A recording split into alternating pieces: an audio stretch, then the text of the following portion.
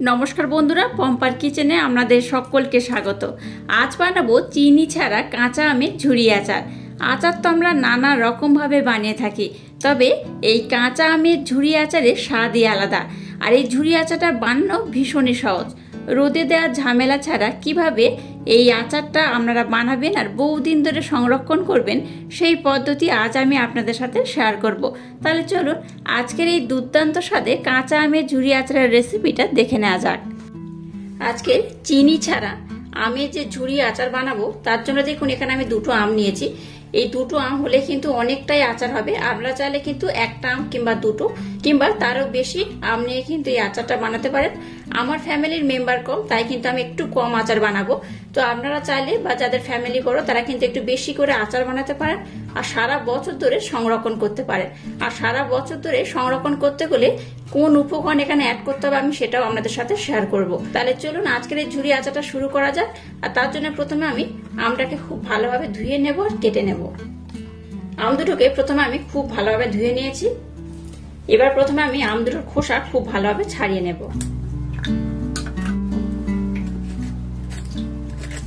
এবার দেখুন আমটাকে আমি খুব ভালোভাবে কেটে নিয়েছি। আমি আপনাদের দেখানোর জন্য একটা আম দিয়ে প্রথমে দেখিয়ে দিচ্ছি। দেখুন এবার আমটাকে এইভাবে আমি সরু সরু করে কেটে নেব। আপনারা চাইলে কিন্তু গ্রেটারের মাধ্যমে গ্রেট করতে পারেন, আমি গ্রেট করব না, এইরকম সরু সরু করে কেটে নেব। এই দেখুন এইভাবে সরু সরু করে কেটে নিয়েছি। এবার এটাকে কিন্তু এইভাবে আমি কেটে নেব। এই দেখুন এইভাবে কাটলে কি হবে, যে ঝুরি আচারটা বানাবো আমগুলো কিন্তু একদম গোটা গোটা থাকবে, দেখতে তো সুন্দর হবে আর খেতেও কিন্তু দুর্দান্ত লাগবে। আপনারা চাইলে কিন্তু গ্রেটারের মাধ্যমে গ্রেট করতে পারেন। আবারও বলছি, গ্রেটারের মাধ্যমে গ্রেট করলেও হবে, তবে গ্রেটারের মাধ্যমে গ্রেট করলে কি হয়, যখন আচার বানাবো আচারগুলো কিন্তু একদম মিহি হয়ে যায় বা ঘেঁটে যায় একদম। এইভাবে যদি একটু কাটেন, একটু ছুরির মাধ্যমে বা মুঠির মাধ্যমে যদি এইভাবে একটু সরু সরু করে কাটেন, তাহলে কিন্তু আমগুলো গোটাও থাকে, দেখতেও সুন্দর লাগে, খেতেও কিন্তু দুর্দান্ত হয়। সম্পূর্ণ দুটো আম আমি এইভাবে কেটে নেব। একইভাবে আবারও আমি এদিকটাতে করে নেব। যে আমের আটি শক্ত হয়ে গেছে বা যে আমের আটি শক্ত হয়নি, যে কোনো ধরনের আম কিন্তু নিলেই হবে।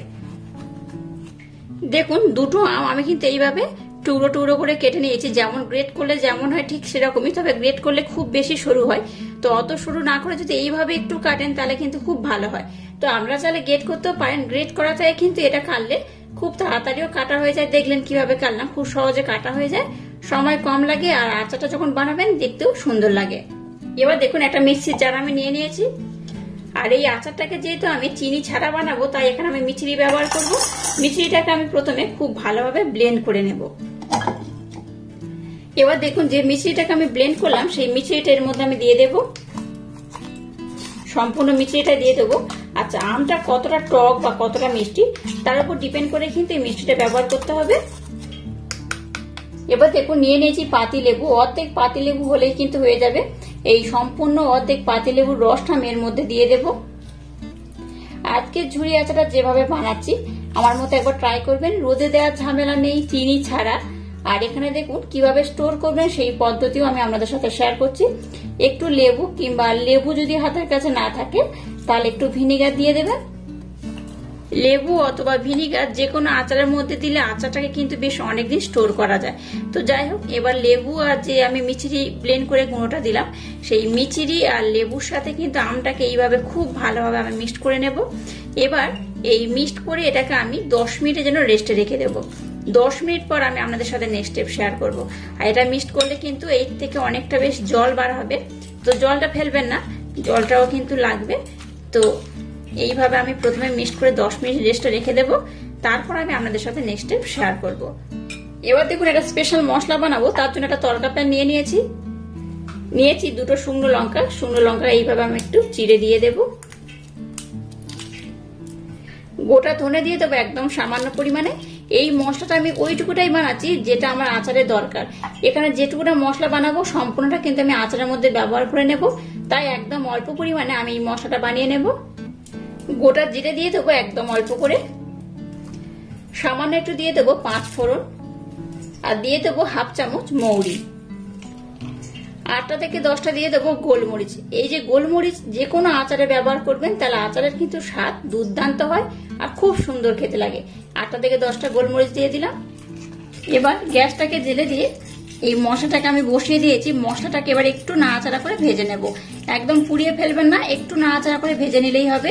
আর এটা ভাজার পর একটু ঠান্ডা করে নিয়ে আধো আধো করে এটাকে ব্লেন্ড করতে হবে।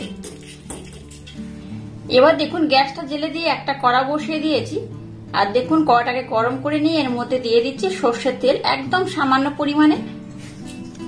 তেলটাকে দেখুন একটু হালকা গরম করে নিয়েছি। এবার একটা শুকনো লঙ্কা এখানে দিয়ে দিলাম, সামান্য পরিমাণে 5 ফোড়ন দিয়ে দিলাম।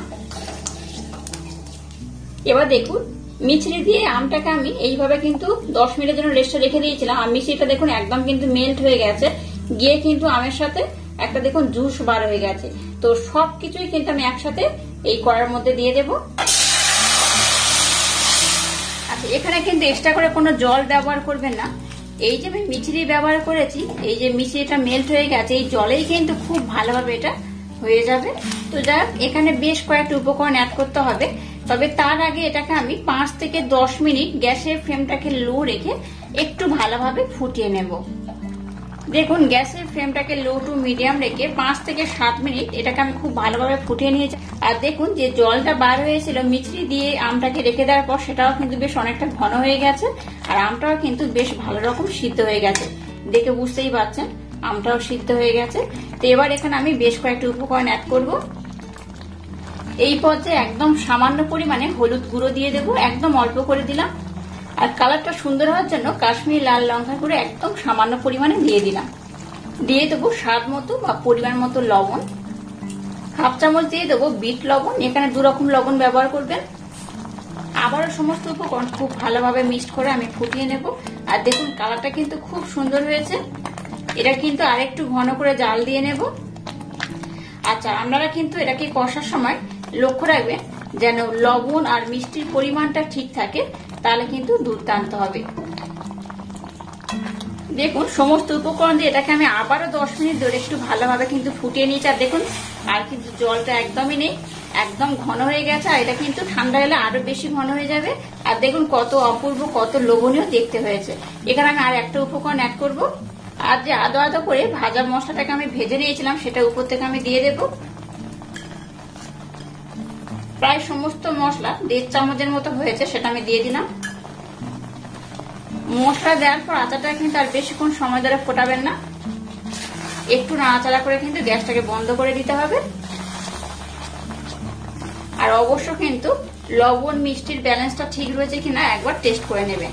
আর এইরকম টক টক ঝাল ঝাল মিষ্টি মিষ্টি আমের আচার কিন্তু দুর্দান্ত খেতে লাগে। এই দেখুন কত অপূর্ব দেখতে হয়েছে, দেখতে যেমন সুন্দর খেতে কিন্তু তেমনই অপূর্ব, অসাধারণ। এটা কিন্তু এইভাবে বানিয়ে আপনারা 1 বছরও স্টোর করতে পারবেন। শুধুমাত্র কাঁচের বোতলে রাখবেন, দেখবেন এটা অনেকদিন স্টোর থাকবে। আর অবশ্য লেবুর রস অথবা ভিনেগার ব্যবহার করবেন।